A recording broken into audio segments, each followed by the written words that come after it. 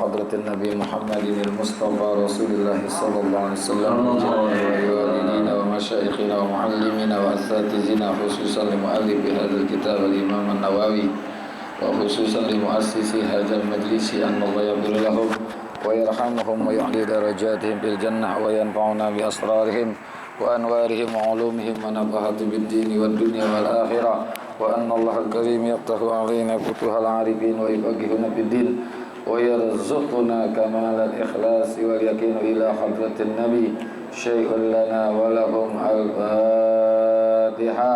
أعوذ بالله من الشيطان الرجيم. بسم الله الرحمن الرحيم.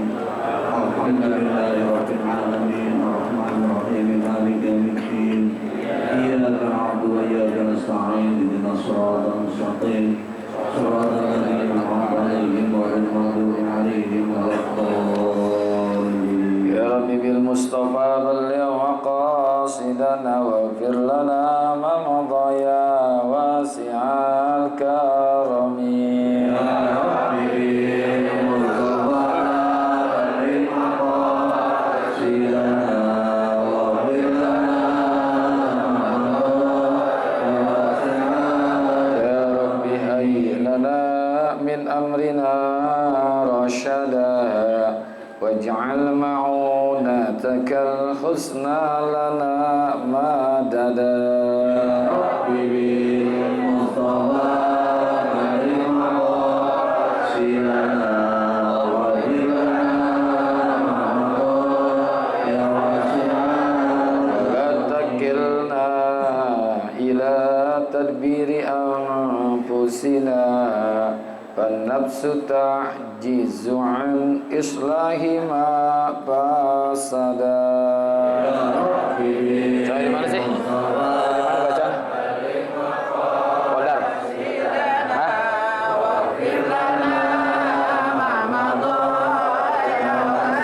Antal alimu wa qad wajjahtu ya amali ila rajai ka wajhan sa'ilan wa yada. Pak, sampai di mana Pak bacaan?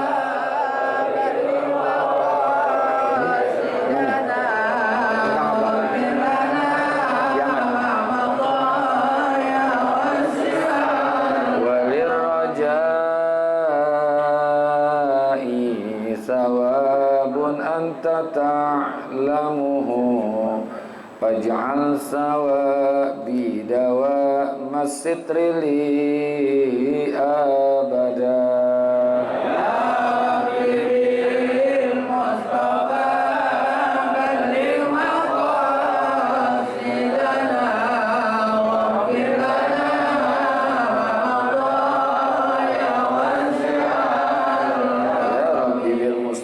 Balik ziyaratana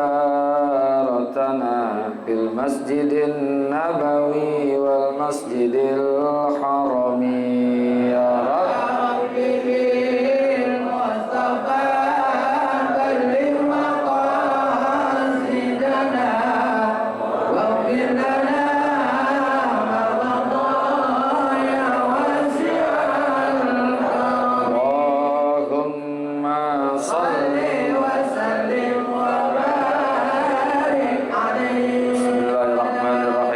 Alhamdulillahilladzi ja'ala ta'limana ta'liman mubarakan fi tuli hayatina wa ja'alahu sababan li husnil khatimati fi akhir umrina. Wassalatu wassalamu ala Taha Muhammadin sayyidina wa ala alihi wa sahbihi humul fudala'i wal kurama. Ma'asyiral muslimin wal muslimat, hadirin bapak-bapak, ibu-ibu jamaah yang semoga kita semua dimuliakan Allah Subhanahu wa taala.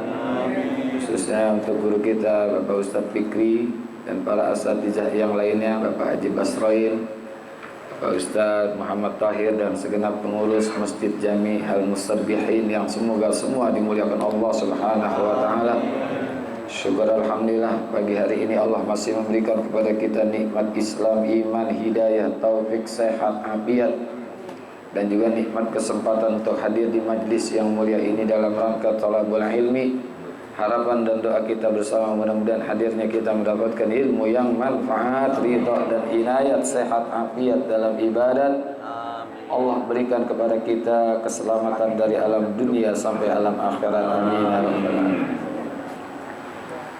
Wa bisanadil muttasili ilal imami muhaddisi rahimahullahu ta'ala wa adaman naf'a bihi wa bi barakati ulumihi wa bikum fid daraini amin. Qala radhiyallahu anhu.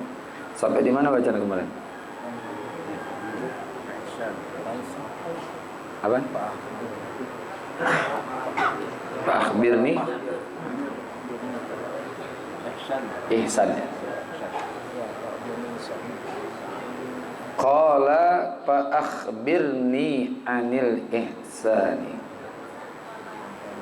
Maka malaikat Jibril bertanya lagi tentang perkara ihsan. Beritakanlah kepadaku, atau laki-laki itu bertanya lagi, fa akhbirni anil ihsan. Beritahulah kepadaku tentang ihsan. Ya, tentang perkara ihsan. Rasulullah SAW menjawab, qala an ta'budallaha ka'annaka tarahu fa in lam takun tarahu fa innahu yaraka.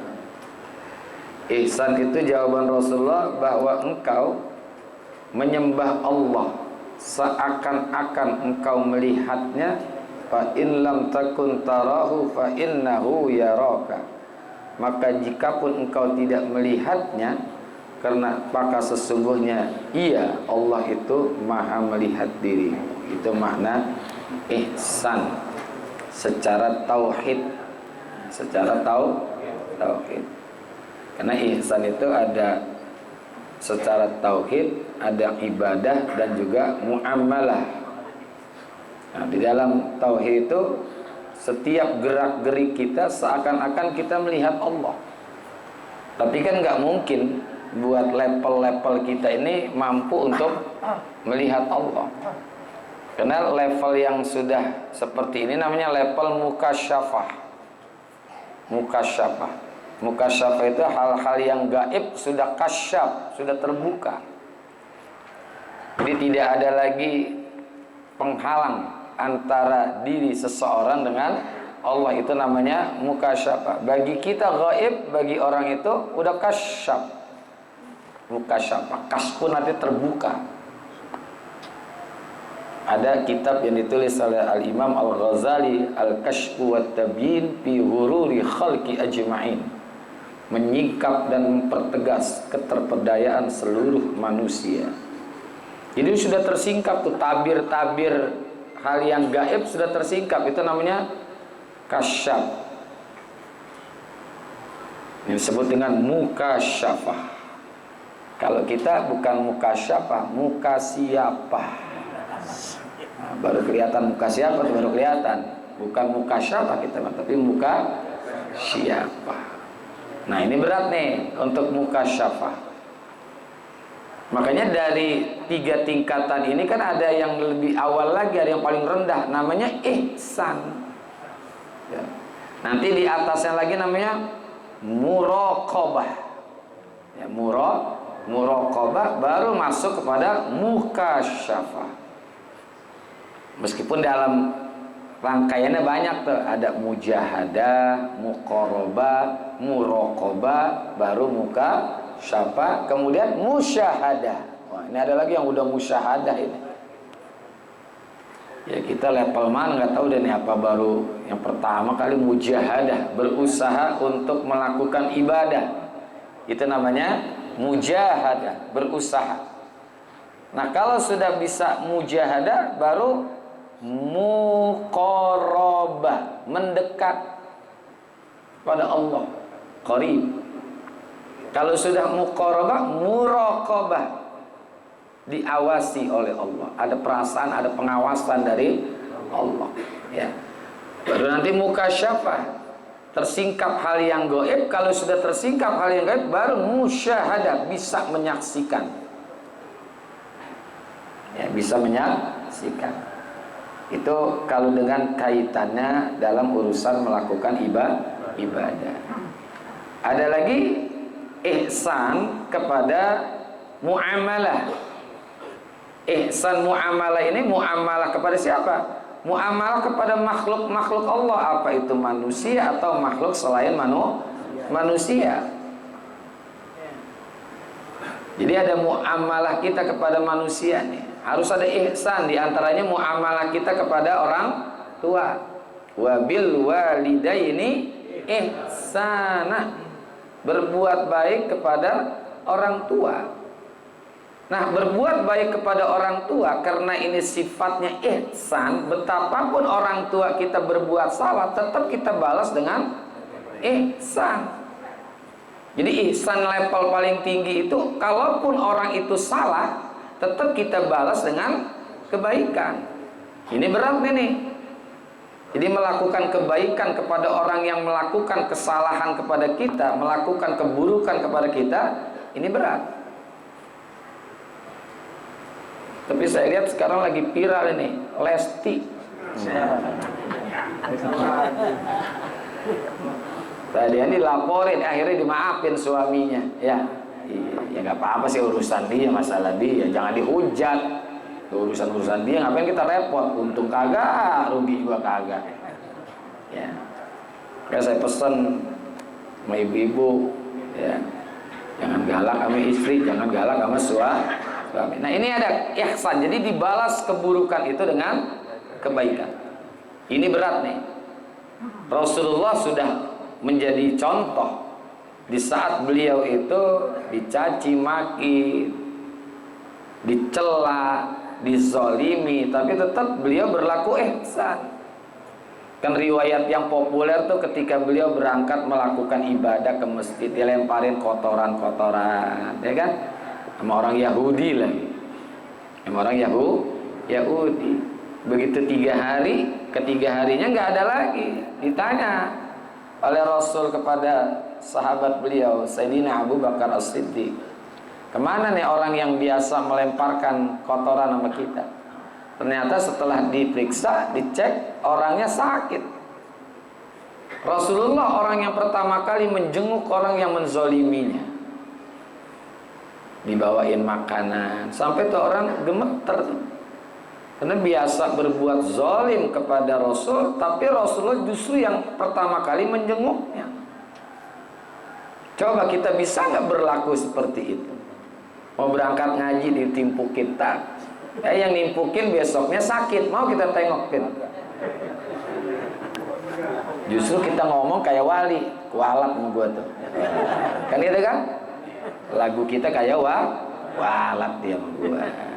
Lu jangan main-main sama gua. Gua kan keturunan Nabi. Keturunan Nabi, ya Nabi Adam. Iya. Nggak bisa, kita belum bisa, ya. Belum bisa. Susah ini. Rasulullah udah banyak dah riwayat ketika ada di pasar Madinah, ada orang tunanetra, orang Yahudi buta. Ya, tunanetra buta ya, sama ya. Setiap hari berpidato, ya, Nabi dengerin aja. Nabi dengerin apa yang diucapkan. Kalian jangan percaya dengan Muhammad, dia itu seorang pembohong. Itu setiap hari tuh. Jadi udah dia setiap hari diucapkan, jangan kamu percaya dengan Muhammad, dia itu adalah seorang pembohong. Tapi setiap hari Rasulullah kasih makanan dengan suapannya langsung. Tiap hari. Rasul nggak ngomong, kasih suapan. Nabi tinggal. Begitu Rasulullah wafat, Sayyidina Abu Bakar As-Siddiq bertanya kepada Siti Aisyah, wahai putriku, adakah sunnah Nabi yang belum ayah lakukan? Siti Aisyah menjawab, semua hampir sunnah Rasul sudah abah lakukan, sudah ayah lakukan. Tapi ada satu amalan yang menurut saya cukup berat. Kata Siti Aisyah, kata Sayyidina Abu Bakar, nggak apa-apa, berat kayak apapun insya Allah saya bisa lakukan. Ada orang di pasar Madinah yang selalu bersandar pada satu tiang yang setiap hari mencaci Rasulullah, dan setiap hari pun Rasulullah memberikan makan kepada dia dengan suapan tangannya langsung. Bisakah ayah melakukan seperti yang dilakukan oleh Rasulullah? Dikerjain oleh Sayyidina Abu Bakar, dilakukan tuh.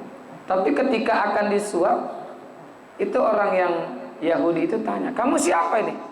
Saya yang biasa kasih makan. Enggak, orangnya enggak seperti kamu.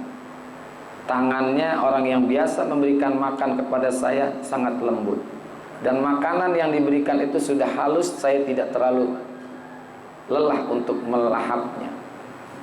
Sayyidina Abu Bakar menangis. Kata Sayyidina Abu Bakar, betul, aku bukan orang yang biasa memberikan makan. Jadi siapa yang setiap hari memberikan makan kepada saya? Dia adalah Muhammad. Langsung tuh orang buta teriak, ya. Dia yang setiap hari aku caci maki, yang aku maki-maki, yang aku kata-katain, dia yang setiap hari memberikan makan kepadaku. Saksikanlah, asyhadu alla ilaha illallah wa asyhadu anna Muhammadar Rasulullah. Coba terjadi pada diri kita kayak gitu, udah buta lagi, ngata-ngatain, enak kita apain? Serampang, ya, kita serampang. Itu Rasulullah udah ihsan, udah lengkap lah, udah sempurna, ya, udah paripurna. Kalau kita umatnya bisa sih, barangkali yang kecil-kecil bisa, ya kan? Itu ihsan. Orang berbuat keburukan dibalas dengan kebaikan. Ini berat, ya, berat. Itulah yang diucapkan oleh Nabi Isa alaihissalam. Kamu bisa berlaku ihsan apabila kamu bisa melakukan kebaikan terhadap orang-orang yang berbuat buruk kepada kalian. Itu kata Nabi Isa. Ya, berat, ya. Kalau orang baik kita balas dengan kebaikan, itu wajar, ya, itu wajar, memang mesti, ya, mesti. Wa iza huyitum bi tahiyatin fahayyu bi ahsana minha aw rudduha, ya. Itu mungkin menjadi kewajaran. Tapi kan yang sulit, orang berbuat tidak baik kita balas dengan yang baik, susah. Ini berat ini, ya. Saya juga yang ngomong belum tentu nih, belum tentu bisa gitu. Ya, kadang-kadang juga ada orang berbuat baik kita balas dengan yang nggak baik, itu kan jadi salah lagi. Orang yang berbuat baik justru kita balas dengan yang tidak berbuat baik, bukan dengan kebaikan, dengan keburukan lagi. Ibarat peribahasa, air susu dibalas dengan air tuba. Nah, kan gitu kan. Nah, ini sekarang coba kita belajar dulu dah. Orang baik kita balas dengan kebaikan. Ya, orang baik balas dengan kebaikan. Itu aja dulu kadang-kadang suka belum bisa kita lakukan. Orang udah baik, kita tetap aja sama dia nggak baik-baik. Ya kan, nggak baik, nggak berbuat kebaikan kepada orang kita. Padahal Allah berfirmankan, wa iza huyitum bidahiyatin fahayyu bi ahsana, yang terbagusnya ahsan, maka ihsan. Aurudduha, minimal sama, ya, minimal sama. Kalau ibu dibawain tetangga sayur asem, besok dibalas dengan sayur asem plus 1 tempe, itu berarti lebih bagus tuh. Bi ahsana, dengan yang baik. Paling tidak besok kita bawain lagi sayur asam juga gitu. Nah, itu aurudduha, itu sama tuh. Jangan sampai dia bawain kita sayur asam, besoknya kita bawain yang lebih kurang daripada sayur asam gitu. Nah, itu lebih rendah lagi. Bukan nggak boleh, mungkin kalau kita nggak mampu boleh gitu kan. Tapi mesti memang aurudduha, minimal sama yang kita lakukan. Jadi ihsan di sini kalau definisi daripada Rasulullah, anta'budallaha ka'annaka tarahu fa in lam takun tarahu fa innahu yaraka. Artinya kita selalu berada, selalu merasa kehadiran Allah di mana saja kita ada. Jangan kita merasa Allah itu adanya di Masjid Al-Musabbihin. Begitu pindah ke samping ada apaan sana? Pasar kan? Allah udah nggak ada tuh. Sehingga orang berani berlaku curang ketika ada di pasar. dikurangin timbangan, takeran, meteran, literan, dia berani mengurangin karena nggak merasa di situ ada Allah. Padahal kan dimanapun kita ada, di situ Allah ada. Kan gitu kan, mestinya gitu. Jangan kita merasa Tuhan atau Allah itu adanya di mana? Di masjid, di Mekah, di Madinah. Makanya sholat di Masjid Nabawi, di Masjidil Haram rajin, begitu pulang ya ke Indonesia Allahnya ketinggalan di Mekah. Allahnya ketinggalan di Mekah. Tuh. Ya kan gitu kan, orang kan menganggap Allah itu ada di Mekah. Kita pengen lebih mendekatkan diri lagi kepada Allah di Mekah, di Madinah. Emang Allah adanya di sana doang? Ya. Di sini juga kalau kita ingin taqarrub kepada Allah, banyak kebaikan-kebaikan yang ingin kita cari, banyak. Nggak mesti ada di Mekah, nggak mesti di Madinah. Memang secara keutamaan kota Mekah dan Madinah itu ada, tapi yang namanya kebaikan di setiap tempat pasti ada, ya kan? Ibadah itu di mana aja ada. Itu lagu Nasidaria, ini ibadah, itu ibadah, di mana-mana ada ibadah, kan gitu ya? Menuntut ilmu, mencari nafkah, makan, minum, tidur di rumah. Bagi yang beriman semua jadi ibadah. Ada kan lagu gitu ya? Udah lupa sama Iwapei itu. Kita lupa sama lagu-lagu gitu ya nih. Itu di mana aja ada gitu. Ya. Nuntut ilmu ibadah, nyari nafkah ibadah, tidur, makan, minum, olahraga, apa aja nilainya ibadah, asal kita jadikan itu sebagai ibadah gitu ya. Nawaitu kita. Makanya kita rasakan kehadiran Allah itu seakan-akan lah kita nggak mampu lah untuk musyahadah, nggak mampu. Seakan-akan kita diawasin lah sama Allah. Karena basiroh kita ini terlalu gelap, belum bening bener, mata hati kita belum bening, masih kotor banget barangkali karena banyak dosa. Kita ngaku aja dah, kita belum mampu untuk seperti itu karena kayak kaca itu masih burak. Ya masih burak. Kalau ada embunnya masih mending, ini burak. Kalau ada embunnya masih kelihatan gitu kan ya. Naik motor, ada helm kita, ada hujan-hujan masih kelihatan. Ini ketutup. Udah nggak ada basirah lagi, mata hatinya sudah ketutup. Ini belum nih, kita belum bisa dah ya. Kalau orang-orang yang bisa musyahadah itu yang hatinya betul-betul sudah apa ya, sudah bersih sekali lah, sudah bersih. Meskipun ada dosa-dosa yang nggak banyak banget gitu. Karena setiap perbuatan dosa kan menjadi titik di dalam hati, sedikit-sedikit. Semakin banyak dosa, semakin banyak titik sehingga hitam. Nggak ada lagi cahaya. Ya, maka disebut hati nurani. Nur itu artinya cahaya, hati yang bercahaya, hati nurani. Ada hati zulmani, ya hati yang gelap. Ya, Rasulullah ini sudah memberikan kepada kita irsyadat an ta'budallaha ka'annaka tarahu fa in lam takun tarahu fa innahu yaraka. Ya. Merasa keberadaan Allah itu di mana aja kita berada. Susah, memang susah ya. Susah. Kadang-kadang kita lupa, lagi sholat aja kita nggak merasa ada Allah. Badan kita ada di masjid, tapi hati kita ini ada di mana nggak tahu. Ya. Ada di mana? Apalagi ketika mau sholat ada janji. Ya, ada janji ribet, susah. Ada janji gitu, ada janji sama teman, ada janji sama mana, ada janji apa. Apalagi janjinya mau ngambil duit, udah dah. Mau ngambil duit, temennya datang, ucapin salam, assalamualaikum. Gak ada yang jawab, ya jangan-jangan orangnya kagak ada, tidur kali ini ya. Lagi sholat ya padahal, dibatalin nggak kira-kira?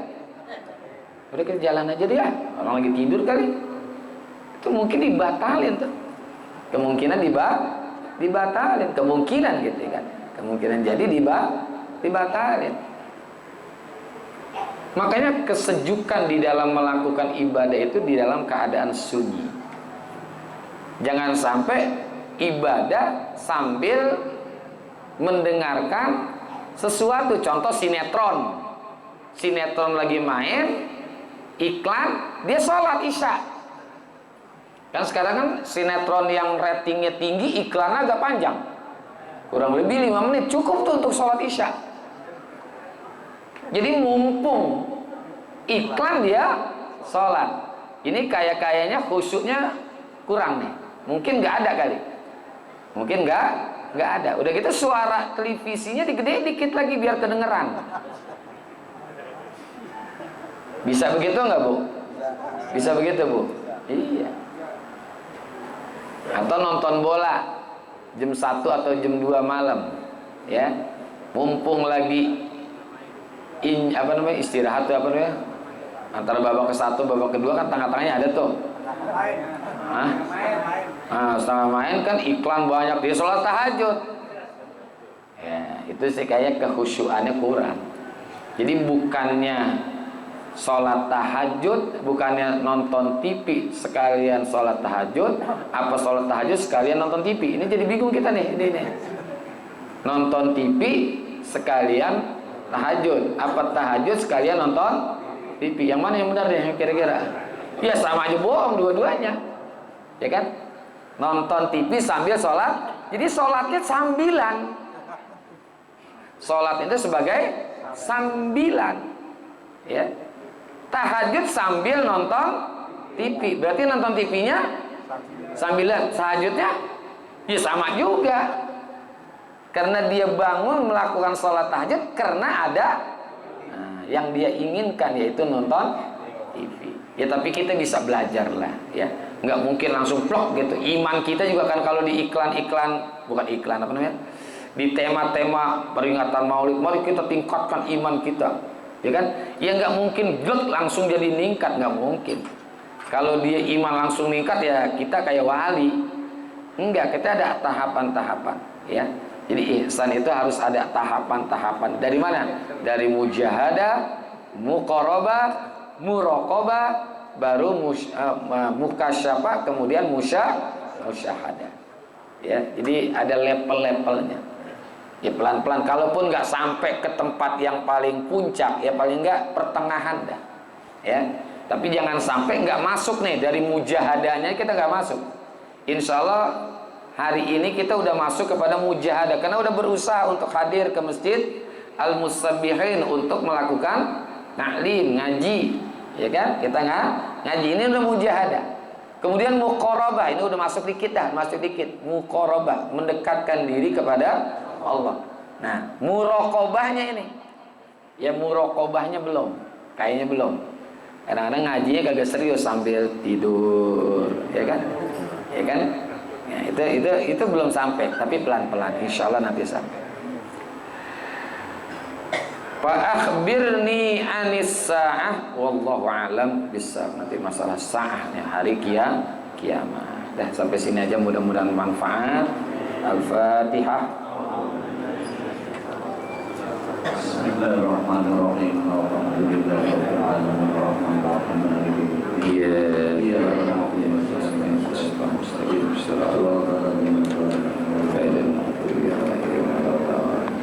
Terima kasih, mohon maaf, hadanallahu wa iyyakum ajma'in. Assalamualaikum warahmatullahi wabarakatuh.